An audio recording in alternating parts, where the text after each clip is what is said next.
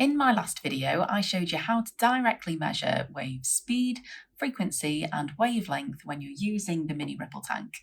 In this video, I'm going to show you a different way to do that, which lets you use the equation speed equals frequency times wavelength, and hammering home that really important relationship that will be used throughout your lifetime as a physicist. In this method, we're going to take a measurement for wavelength just as we did before, and then we're going to measure the depth of the water in the tank, and from that we can get a value for wave speed. So then we'll have wavelength and wave speed, from which we can calculate wave frequency. We can then check that the value that we've calculated for frequency is accurate by using this, the strobe frequency counter. Now, it's important to note that this is going to give us a readout of the strobe frequency, whereas we're after a readout of the wave generator frequency. So when we're using this, we need to make sure that we have got the strobe on the sync function. This makes sure that the wave frequency and the strobe frequency are matched, so that the value that we get on the frequency counter will be accurate both for the strobe and the wave generator. The fact that you can check the measured value against the actual value is really good scientific practice, and it means that the students can then check whether what they've done is accurate, so method validation, and it also opens up the opportunity to problem solve if something's gone wrong. There's also the comfort of knowing that you've got the right answer, and that's really important, especially in a hard subject such as physics. So any opportunity that you've got where you can say to the student, yes, you've done a good job, yes, you've got the right answer, bring that into your course because your students need to hear that. Okay, so I'm going to whiz through getting the ripple tank set up and that wavelength measurement, and we'll go from there. For this experiment, I'm going to fill the tank to about the halfway point. It's important that we use shallow water for this investigation. For an approximation we'll use a little bit later on, and you'll find that a water depth of about just under a centimetre will be perfect.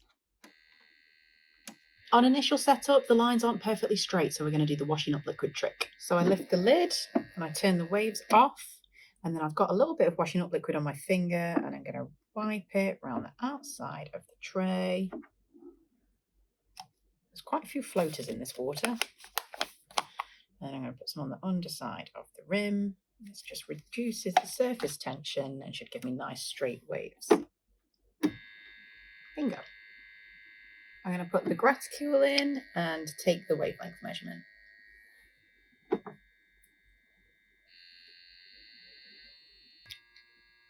Here's the wavelength measurement. So in this section here, I've measured 16 millimeters on the graticule, and it runs over 7 wavelengths.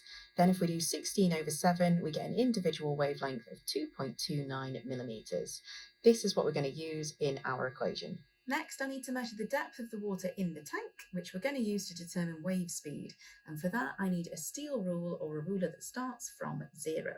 So I'm going to turn the waves off, lift the tank lid up, put the ruler in the water and measure the water depth. Here we measure the depth of the water to be 0.8 centimetres. Here are our measured values converted into SI units. So for wavelength, we've got 2.29 times 10 to the minus 3 metres, and the depth of the water H is 0.8 times 10 to the minus 2 metres. Now, to get the speed of the water, we are going to use an approximation, and that approximation is that the speed of the waves in shallow water is approximately equal to the square root of g times by h.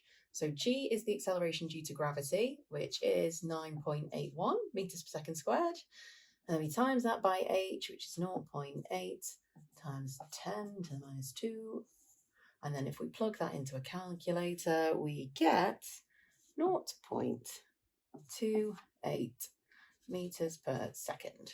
Okay, so next the equation is speed equals frequency times by wavelength. We can rearrange this for frequency. So frequency is the speed over the wavelength.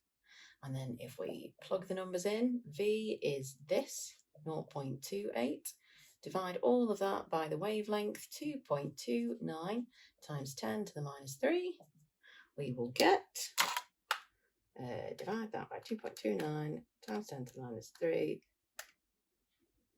We get 122 hertz to the nearest 1. So that is our calculated frequency. Let's go and have a look with the strobe frequency counter and see how it compares to actual.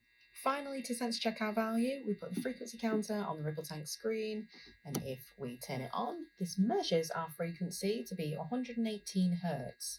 So in super good agreement with the calculated value that we got. So we've successfully measured the wave frequency to within 4% of what it actually is.